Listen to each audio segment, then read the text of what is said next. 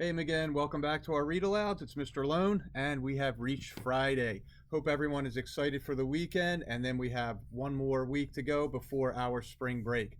We are not going to be in school this year for St. Patrick's Day, and I was not going to let the opportunity pass by without doing a Leprechaun book. I hope everyone's traps are all set and everybody has really good luck trying to catch your leprechaun, trying to get their gold over the weekend. And before you do that, let's read Leprechaun on the Loose. Away we go. A leprechaun was loose in the classroom, and Sydney was the only one who knew it. Sydney saw teeny tiny green footprints on the floor. He followed them to the table where Mrs. Yoder had cupcakes for their St. Patrick's Day party. Sydney peeked inside the box. All the green icing had been licked off the cupcakes. Sydney set out to find that leprechaun. It was plain bad luck when he stepped on his own shoelace. Oof, whoosh, splat. Sydney fell right on the table. Sydney ruined our party snack, Della Puddington told everyone when Mrs. Yoder threw away the squish box. I didn't do it, Sydney said. It was the leprechaun. An itty-bitty hee came from behind the fish tank, but Sydney was the only one who heard it. During reading time, Sydney noticed something was wrong with the fish. He sneaked to the back of the room and looked into the tank. The leprechaun was swimming the backstroke, and the fish were definitely not happy. Sydney dove after the leprechaun. Plop, kerplunk, sploosh. Water soaked the table. Sydney ruined our decorations, Della cried when Mrs. Yoder threw away the soggy paper shamrocks.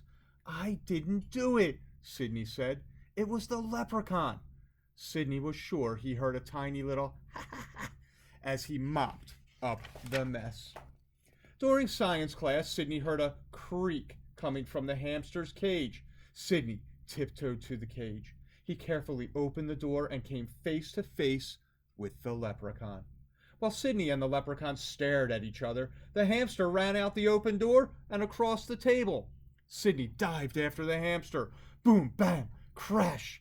Sydney fell against the table, and juice went everywhere, just as the hamster scurried out of sight. Our juice is gone, Della said. So are the decorations and all of our cupcakes. Sydney ruined our St. Patrick's Day party. Sydney was sure he heard a faint hee from behind a stack of reading books. Nobody believed that Sydney didn't do it. There was only one thing for him to do. He had to catch that leprechaun. At recess, Sydney sneaked past his teacher and ran to the art corner. Everything he needed was there.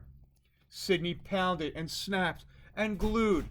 Perfect, he said when he finished his trap. Then he hurried into the lunchroom and looked through the lunch trays until he found a sticky tidbit of corned beef. Sydney carefully reached inside his leprechaun trap with the bait. Just then, his foot knocked into the back of the trap. Swish, clang, zing. Sydney was caught inside. He heard the tippity-tap-tippity of the itty-bitty boots. I do believe I've caught me a boy, that I have, said the leprechaun with a grin. Let me out, Sydney begged. The tiny man scratched under his tall green hat. Now why should I be wanting to do a thing such as that? Sydney thought fast. Come closer, and I'll tell you a secret. Secret? I love secrets, said the leprechaun as he inched forward. And that's when Sydney made his move. He reached out and tickled the leprechaun right under the chin. The leprechaun fell down and hit the trap door. The door flew open. Sydney rolled out and pushed the leprechaun inside. Swish, clang, zing. I've got you, Sydney yelled.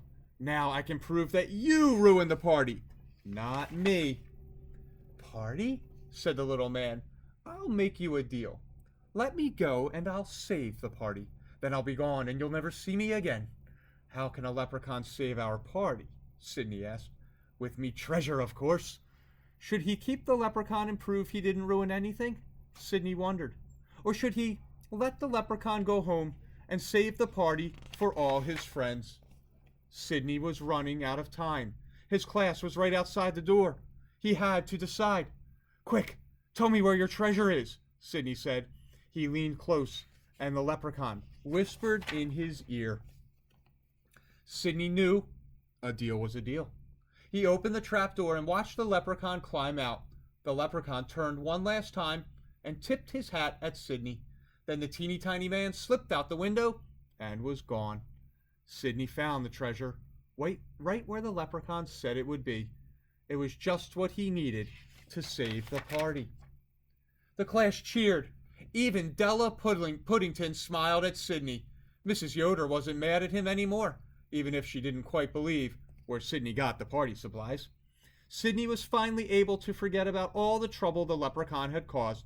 And then Sidney heard something terrible. "Excuse me, lad," said a tiny voice from behind Sidney's box of crayons. "I'm looking for me brother. Have you seen him anywhere?" And that is the end of our Leprechaun on the Loose.